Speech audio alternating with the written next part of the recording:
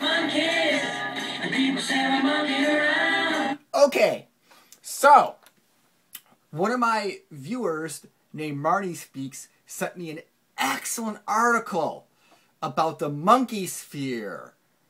What is the Monkeysphere?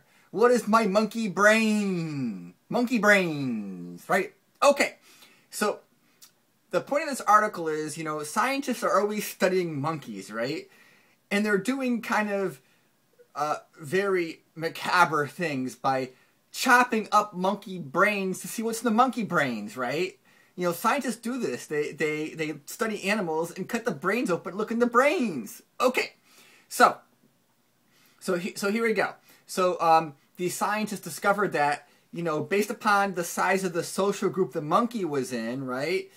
You know, there's a bigger social group, and the monkey brain, certain parts of the monkey brain would be more expanded or whatnot, right? I don't have the monkey brain details, but basically, looking at the cutting up monkey brains of a deceased monkey, they would look and see, okay, what was the social group that this monkey was in? So someone came up to him and said, hey, here's another brain, look at it. It was actually a human brain. So using the monkey brain criteria, they said this monkey, about 150 people is the Monkeysphere, right? So essentially what they're saying is, like, in your life there are about 150 people that are persons, right? So it's articles talk about, like, the garbage man, right? Most people don't view from their monkey brain the garbage man as an actual person, right? Or even in life, we're walking around, right? A lot of people we interact with, right? They are not the close and dear people to us. They are other people.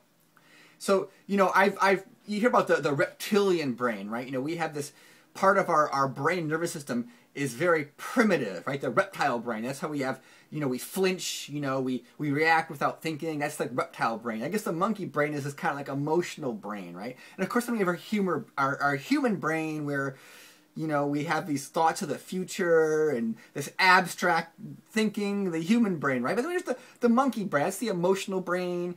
And that's the part where, you know, we probably only see, maybe I'm an overachiever and I might see 200 people as real monkeys, right? Or real people, right?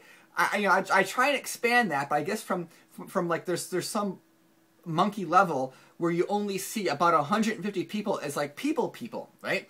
So it's like, for example, if you watch me on YouTube for a long time, I'm in your Monkeysphere. You see me as a person. And there's other people you see every day talk. They are people to you. You know, your friends, your family, people you have constant contact to are persons. Where there's others might be non-persons. An example of this is, you know, people read in the newspapers about, you know, 100 people die here.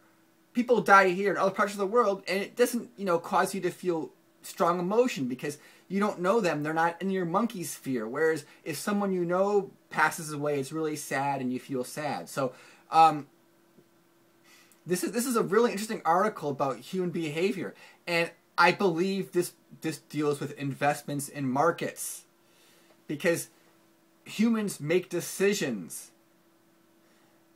They use emotion in markets. I think that, you know, understanding people, right, how human nature works, and of course, this is a theory, right? Maybe people have more than 150 people that they might consider persons or whatnot, but it's food for thought. This is food for thought. So this gets back to the whole point about like the Rockefeller Monkeysphere. You know, it's kind of like in the alternative media they talk about, you know, you have these wealthy families, and one perspective is they did horrible things and whatnot. But from the family's perspective, right, they're taking care of their Monkeysphere, right? You know, their Monkeysphere is 150 monkeys or whatever, you know, their family and friends, and they're taking care of them. But because someone has a lot of money and power, you know, like for me, when I take care of my Monkeysphere, I don't have a big impact in the world, right? I can't change world policy to take care of my Monkeysphere. But there are people who are rich and powerful that their desire to take care of their Monkeysphere has bigger impacts in the world. This is like some food for thought I'm thinking. So it's kind of like, yeah, like the guy Damon Vickers, he's a, you know, I've been friendly with him for last couple of years. I think I'm in his monkey sphere. I think that Damon sees me as one of his monkeys. Of course, the Rockefellers are in Damon's monkey sphere also.